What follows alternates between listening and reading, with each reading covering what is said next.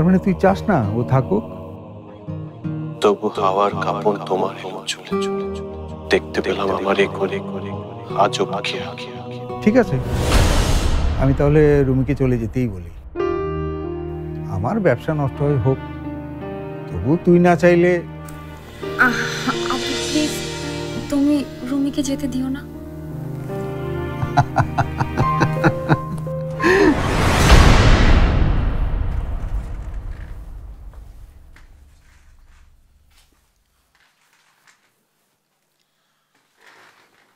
সাবধানে থেকো বাবা, আমি সন্ধ্যার আগেই চলে আসবো।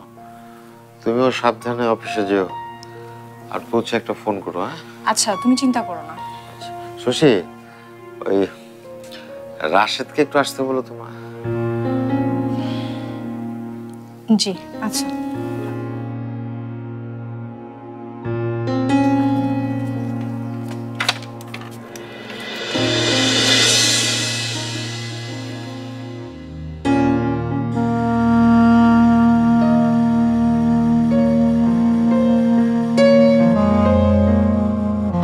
শশী,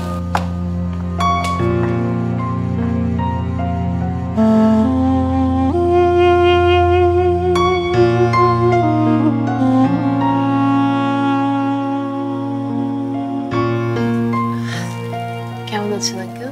ভালো, তুমি ভালো আছো তো? মেঘ, একটু উপরে আসো তো মা। তুই উপরে যা, আমি আঙ্কেলের কাছে আছি। একা উঠতে পারবি তো? যাও।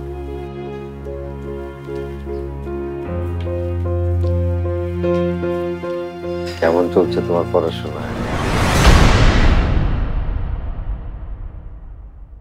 তুই ওদের আবার বোকা বানিয়েছিস।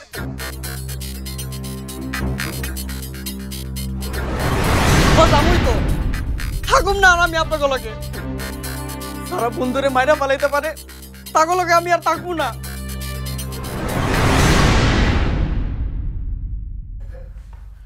এনি এনি আচ্ছা আচ্ছা ঠিক আছে, এনি আচ্ছা ঠিক আছে, রাখি, পরে কথা বলি। হ্যাঁ, ওকে বাই।